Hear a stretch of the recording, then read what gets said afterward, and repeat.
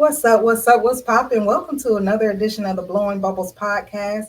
I am so excited to bring to you Eric Andrews from The Play, delivering our mail. Hey, How Eric. you doing? I'm great. How you doing? I'm well, thank you. Happy to be here. I'm happy to have you. Now, tell us about your character in this play, because I hear it's amazing. All right, so the play is Deliver Our Mail. My character's name is Elder Chancey. All right, but the congregation and them call him Elder Chancey because that's just a physical truth for this particular individual. Okay. He has the gift of prophecy, so he will be prophesying throughout the show. And he really kind of is almost a narrator inside the story in the little parts that he has that kind of connects everything. He really serves as a connecting fiber throughout different characters and different time periods in the play.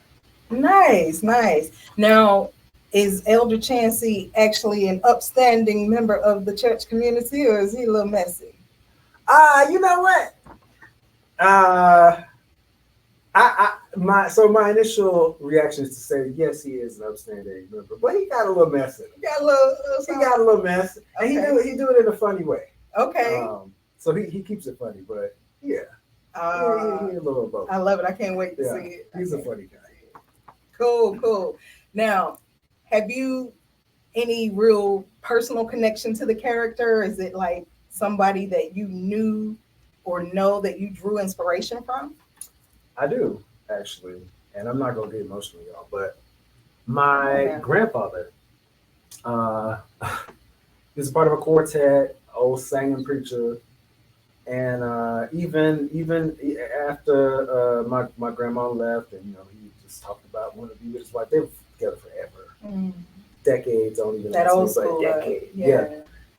And as he started to decline a little bit, he would go to my aunt would take him to like Denny's and stuff, and she would have so many of these videos, not getting emotional, but he would Don't sing. fight it. I am going to fight it. He would sing to the servers. Once he wound up in the hospital and he couldn't get out of that bed, he would have moments of clarity, and I would get videos of him singing to the nurses. And the man was funny. Like first of all, he was a man of few words, right? But when he said something, it was either prophetic or funny or both. Or he sang it and nobody asked for it, but we all welcomed it. Okay. So I draw from him a lot when I see this character. That was initially what I thought when I read this character. I was like, I know him, and I think we all know someone. Absolutely, absolutely. Now, do you sing as well? I do. I will be singing in this show. Okay. Elder has a song he leads with the choir, so there will be a little of that. Okay. Can you give us a little snippet? Ooh, do I have a choir? You got what you mean? No, What I got song? choir. It's all right. What song you got? So it's Jesus Be Offense.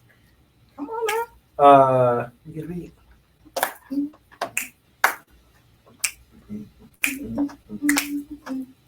Jesus be offense. I'm asking you to protect me as I travel along the way. I know you can, I know you will fight my battles if I keep still. Say, Lord, be offense all around me every day. And then he carries on and carries on. Awesome. Well, you are the very first person to sing on the Blowing Bubbles podcast. Oh. And when I tell you, I have interviewed so many singers, and you are the first person. So, bam! Well, Blowing Bubbles podcast is the first person to ever interview me. So we're celebrating first here together, all right? Oh, man. Yeah. I'm slacking because normally I have bubbles and I blow bubbles. And I'm slipping. Oh, my gosh. Y'all forgive me. Y'all know I would have blew bubbles in this moment. That was awesome. So now you all know just a little bit of what you can expect from Elder Chancey. Now tell us a little bit about Eric. What is something about you that is different? What is something that Like, what kind of work do you do? Tell us a little bit about you. Yeah. Something about me different. I'm vegan. That tends to be different in a lot of spaces. Okay. I work for the health department. I've been there for 3 years now. Um, I started with them for with Corona, and then Corona, not Corona, y'all. Corona. Get it together. Not Corona. Yes, he didn't say you worked with me. Okay. And now I work in HIV prevention. And speaking of Corona, the other thing that I do is brand work, brand ambassador work. Awesome. So we call it experiential marketing. It goes by many names. So I'll go out into spaces, and right now I'm working with Corona. So promoting just the premiere and whatever the new line is for them. I also work a lot with Coke sometimes, Coca-Cola sometimes. So yeah, those are some things. Now you said you work for the health department and you're in HIV prevention. Mm-hmm. We don't hear about that as much as we used to, and as much as we still need to. Yeah.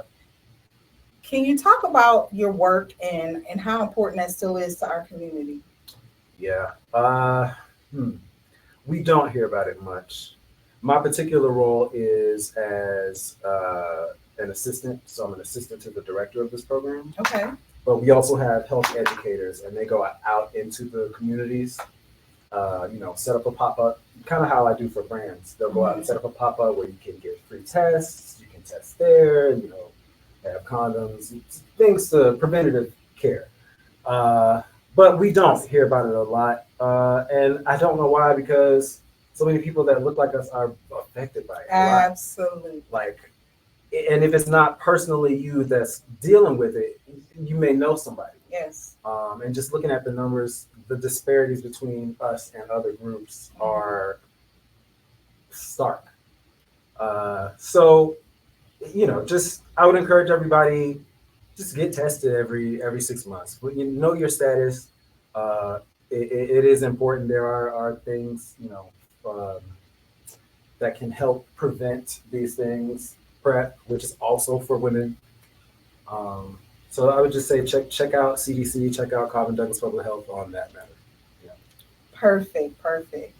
And I want to salute you for doing that work and for sharing that information with us here today.